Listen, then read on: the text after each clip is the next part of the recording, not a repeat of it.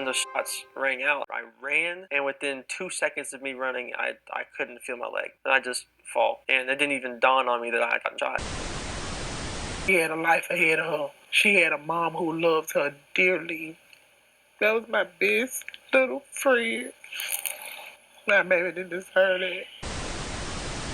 Authorities are offering $100,000 in an effort to find and capture suspects after 4 people lost their lives and 17 more were injured after suspects in Birmingham, Alabama opened fire on a crowd. It happened late Saturday night on September 21st, 2024. Some of the wounded individuals suffered, quote, life-threatening injuries, according to Birmingham officer Truman Fitzgerald. The police department initially said 18 people were wounded in the shooting, but later revised the number to 17.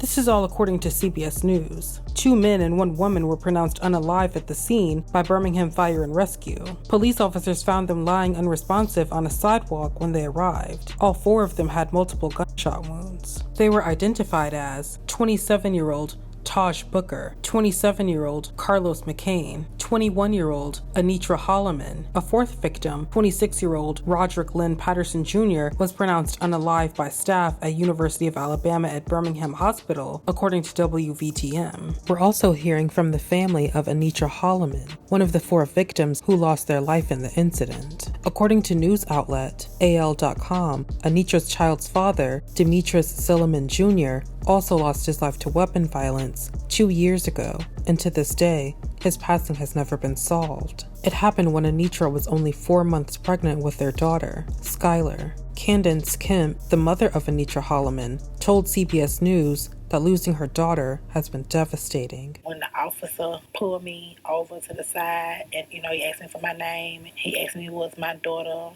Anitra Holloman, I was like, yes, it's my daughter. He was like, she was gone, and my heart just left my body. I'm still trying to even grasp it. I don't even know how my life is going to be without my daughter. I am going to be the best grandmother that I can be to my Skylar, and I'm going to protect her very, very closely.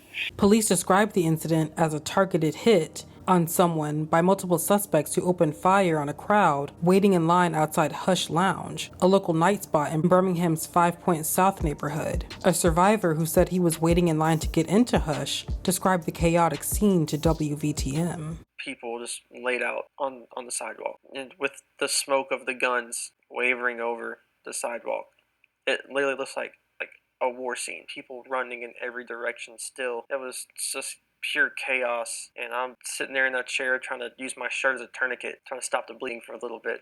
It's scary knowing how close I was to dying.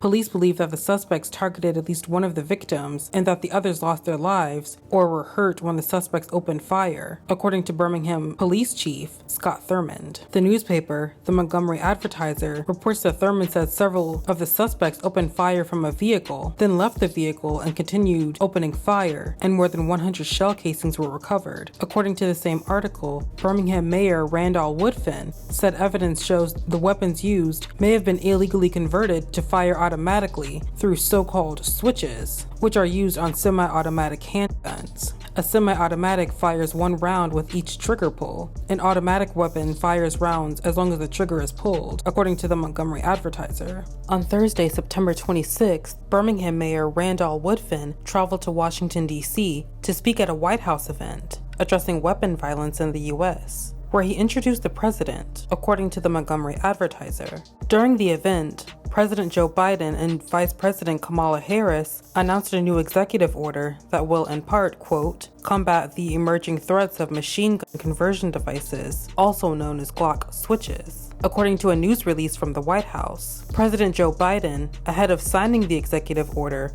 acknowledged Birmingham's mass shooting, saying in part, quote, over 100 shell casings, community shattered, enough. End quote. In this executive order, President Biden is establishing an emerging firearms threats task force consisting of leadership from key federal departments and agencies. President Biden is directing the task force to issue a report within 90 days that includes an assessment of the threat posed by machine gun conversion devices and unserialized 3D printed firearms, among other plans. The FBI is offering a $50,000 reward, and Crime Stoppers is offering another $50,000, according to officials. No arrests have been made.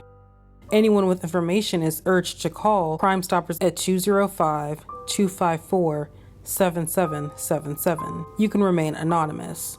Or call the Birmingham Police Homicide Unit at 205-254-1764. The shooting is Birmingham's third quadruple homicide of the year. I just wish y'all please stop killing each other, man. Like, it's just so senseless. It's so senseless. Like, we losing lives every day, our young youth. And the gun violence has gotten out of control.